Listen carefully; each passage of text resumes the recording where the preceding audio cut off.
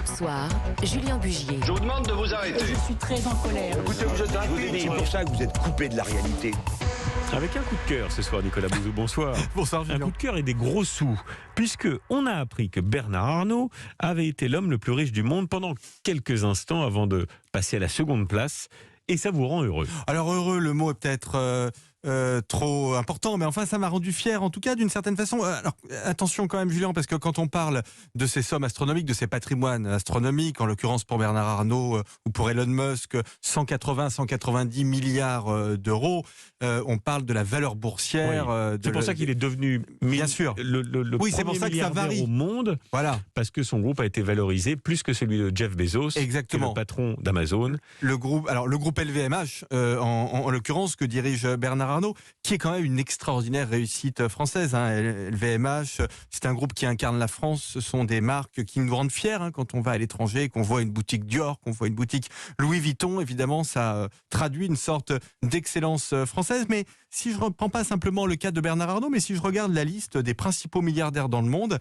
eh bien, au risque de vous affliger d'une chronique très impopulaire, je trouve que ce sont tous des gens absolument formidables. Elon Musk révolutionne le spatial, révolutionne l'automobile, il nous fait rêver. Bill Gates finance des traitements, des vaccins dans les pays les plus pauvres du monde. Jeff Bezos, vous l'avez cité, qui a créé Amazon, eh bien quand même rend un fier service à des centaines de millions, voire à des milliards de gens, en les livrant jusque chez eux. Et puis le cloud surtout. On bien oublie sûr, de le dire. C'est grâce à ça qu'ils gagnent de l'argent d'ailleurs. De Jeff Bezos, c'est le cloud. Vous avez tout à fait raison, Julien. Les milliardaires français, on a parlé de Bernard Arnault, mais François Pinault, autre grand groupe de luxe, avec des marques comme Gucci, comme Yves Saint Laurent. Alors Pinault, en plus, c'est un autodidacte, ce qui le rend encore plus méritant d'une certaine façon. D'ailleurs, je suis allé visiter ce matin la Bourse de commerce à Paris, qui présente l'une des collections Pinault, et c'est un endroit absolument extraordinaire. Stéphane Bancel, qui est devenu un milliardaire, donc le président de Moderna, eh bien Moderna aussi,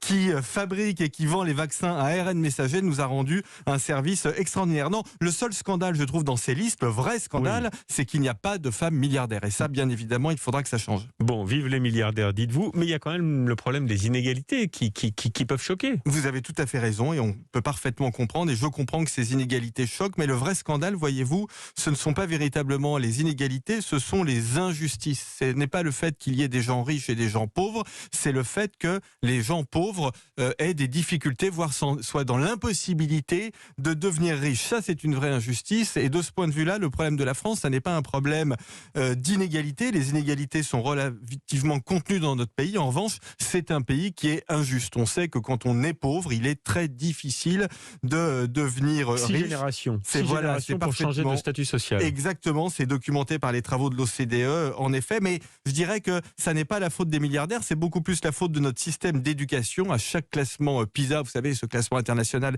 qui classe les systèmes scolaires, on voit qu'on perd des places, on voit qu'on a un système éducatif extrêmement inégalitaire. Et donc, si on s'intéresse vraiment à la pauvreté, on doit réfléchir à la façon de rendre, ça n'est pas le seul sujet, mais on doit réfléchir à la façon de rendre notre système éducatif plus performant et plus égalitaire. Et d'ailleurs, je pense que si la France n'avait plus ses milliardaires, elle ne serait en aucun cas un pays plus juste. En revanche, elle serait toujours aussi inefficace, notamment dans ce domaine qui doit tous nous préoccuper, qui est celui de l'éducation. Bien, vive les milliardaires, mais vive l'éducation qu'il faut renforcer, dites-vous. Merci pour ce coup de cœur et cette carte blanche, Nicolas Bouzou. Europe 1.